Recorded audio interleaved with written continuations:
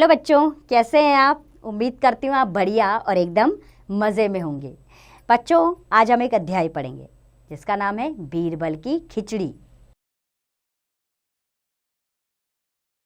बच्चों, इस पाठ में बुद्धिमान बीरबल का चतुराई भरा एक प्रसंग है जिसके द्वारा उसने एक गरीब ब्राह्मण को अकबर से उसका इनाम दिला दिया। तो चलिए हम भी इसे पढ़कर इसका मज़ा लेते हैं और अपने पाठ को शुरू करते हैं। एक बार बादशाह अकबर के दरबार में एक गरीब ब्राह्मण सहायता मांगने आया। हुजूर, मेरी बेटी की शादी है, लेकिन मुझ गरीब के पास उसकी शादी करने के लिए धन नहीं है। कृपा करके मेरी सहायता कीजिए। हाँ, अवश्य, लेकिन मेरी एक शर्त है। तुम्हें पूरी रात यमुना नदी के ठंडे जल में खड़ा रहना होगा। यदि तुम ठंडे जल में रात भर खड़े रहे तो मैं तुम्हें इनाम दूंगा।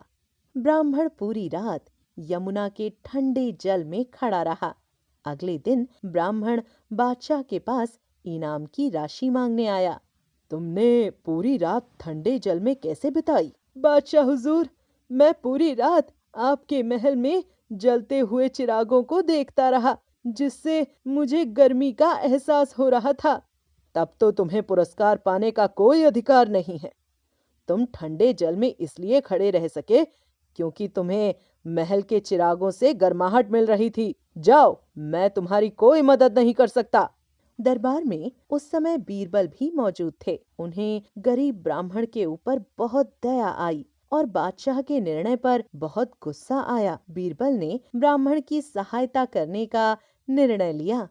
दूसरे दिन बीरबल दरबार में नहीं आए। बादशाह ने एक सिपाही को बीरबल को बुलाने के लिए भेजा।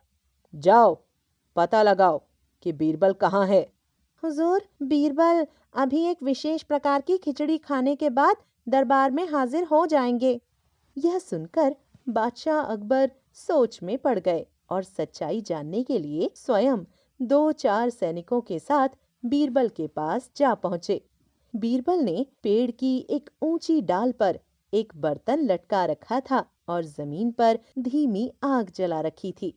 बीरबल, यह सब क्या है? इतनी धीमी आंच ऊपर लटक रहे बर्तन तक कैसे पहुंचेगी? इस तरह से तो खिचड़ी कभी नहीं पकेगी। क्यों नहीं पकेगी? मेरी खिचड़ी जरूर पकेगी। जब उस ब्राह्मण को ठंडे जल में खड़े होकर महल में जलते चिरागों द्वारा गर्माहट मिल सकती है, तो फिर जमीन की धीमी आंच से पेड़ पर लटके बर्तन की खिचड़ी भी पक सकती है। बीरबल की बात सुनकर बादशाह अकबर को अपनी भूल का एहसास हुआ। उन्होंने बीरबल की बुद्धिमानी की तारीफ की। अगले दिन उन्होंने उस गरीब ब्राह्मण को दरबार में बुलाया और उसे इनाम देकर विदा किया। उम्मीद करती हूँ बच्चों आपको ये पाठ अच्छा लगा होगा और आप भी जान गए होंगे बीरबल की चतुराई को। अर्थात जीवन में चतुराई से हर मुसीबत से डटकर मुकाबला किया जा सकता है। तो आप भी इसे अपने जीवन में अपनाएं और चतुराई का परिचय देते रहें। अब इस पाठ का अभ्यास कार्य स्वयं कीजिए।